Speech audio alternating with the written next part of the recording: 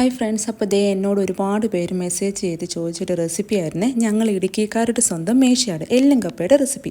അപ്പോൾ അതിനായിട്ട് കുക്കർ ആദ്യം അടുപ്പത്ത് വെച്ച് ഒരു 4 സ്പൂണോളം വെളിച്ചെണ്ണ ഒഴിച്ച് അതിലേക്ക് പെരിഞ്ചീരകവും ഉലുവായും ഇട്ട് പൊട്ടിയതിന് ശേഷം ഒരു 3-4 ഇതളോളം കറിവേപ്പിലയും കൂടി ഇട്ട് നല്ലപോലെ മൂപ്പിച്ചെടുക്കാം. അതിലേക്ക് 2 മീഡിയം സവോള സ്ലൈസ് ചെയ്ത് അരിഞ്ഞതും ഒരു 1/2 ടീസ്പൂണോളം ഉപ്പും ഒരു ചെറിയ തക്കാളി കുനുകുനാന്ന് അരിഞ്ഞതും കൂടെ ചേർത്ത് നമുക്ക് നല്ലതുപോലെ ഒന്ന് വഴറ്റിയെടുത്തതിന് ശേഷം ഒരു 3 സ്പൂണോളം കാശ്മീരി മുളക് പൊടി, ഒരു 3 സ്പൂണോളം മല്ലിപ്പൊടിയും കൂടെ ചേർത്ത് നല്ലതുപോലെ ചൂടാക്കിയതും കൂടെ നമുക്ക് ഇട്ട് കൊടുക്കാം. പിന്നെ 1/2 സ്പൂണോളം മഞ്ഞൾപ്പൊടിയും ഒരു 2 സ്പൂണോളം ബീഫ് മസാലയും 1/2 സ്പൂണോളം ഗരം മസാലയും കൂടെ ചേർത്ത് നമുക്ക് നന്നായിട്ട് ഇതൊന്ന് കൂടെ ഒന്ന് ഇളക്കി മൂപ്പിച്ചെടുക്കാം. ഇത് നന്നായിട്ട് വഴണ്ട് ഇതിൻ്റെ കളറൊക്കെ മാറി വരുമ്പോഴത്തേക്കും നമ്മൾ കഴുകി വാരി വെച്ചിരിക്കുന്നത് ഇവിടെ 1.5 കിലോളം ബീഫാണ് ഞാൻ എടുത്തിരിക്കുന്നത്.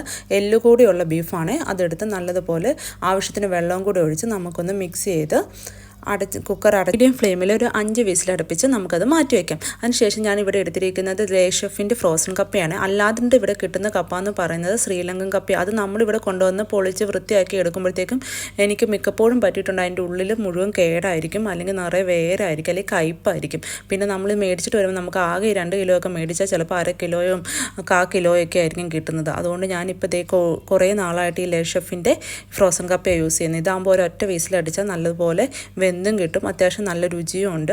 അതുകൊണ്ട് ഞാനിപ്പോൾ ഈ കപ്പയാട്ടോ ഇവിടെ യൂസ് ചെയ്യുന്നത്. ഇത് ഞാൻ ലുലുവിൽ നിന്നാണ് മേടിച്ചത്.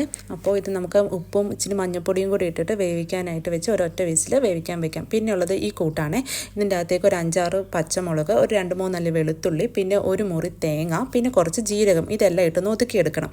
ഇതാണ് ഈ കൂട്ടാണ് ഈ എല്ലും കപ്പയുടെ ഏറ്റവും രുചി കൂട്ടുന്നത്. സാധാരണ നമ്മൾ കടകളിലൊക്കെ പോവുകയാണെങ്കിൽ അവരൊരു എല്ലും ഇറച്ചിയൊക്കെ ഇട്ടിട്ട് ഒരു കറിയും വെച്ചിട്ടുണ്ടായിരിക്കും. ചുമ്മാ പ്ലെയിൻ ആയിട്ട് കപ്പ ചെണ്ടം വേവിച്ച് വെച്ചിട്ടുണ്ടായിരിക്കും, മഞ്ഞൾപ്പൊടി ഉപ്പും കൂടി ഇട്ടിട്ട്. നമ്മൾ കപ്പയും എല്ലും ഒക്കെ ചോദിക്കുമ്പോൾ അവർ ഇത് രണ്ടും കൂടെ മിക്സ് ചെയ്തിട്ട് തരും.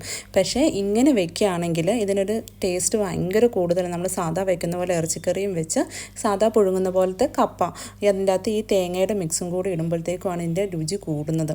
അപ്പോൾ നമ്മുടെ കപ്പയും ഇറച്ചിയും നല്ലപോലെ വെന്തിട്ടുണ്ട്, അതേപോലെ കപ്പയും വെന്തിട്ടുണ്ട്. എന്നിട്ട് നമ്മൾ ഈ കപ്പയിലേക്ക് ഈ കൂട്ടും ഇട്ടിട്ട്, അതായത് നമ്മൾ ഈ തേങ്ങായും ഈ പച്ചമുളകും അതേപോലെ തന്നെ വെളുത്തുള്ളിയും ജീരകവും ഒക്കെ ഈ മിക്സ് ഉണ്ടല്ലോ, ഇതെല്ലാം കൂടി ഇട്ട് നമുക്ക് നന്നായിട്ടൊന്ന് മിക്സ് ചെയ്തെടുക്കാം. നമുക്ക് ആരോടെങ്കിലും ഒക്കെ നല്ല ദേഷ്യം ഉണ്ടെങ്കിൽ അതൊക്കെ ഇപ്പോൾ തീർക്കാം കേട്ടോ.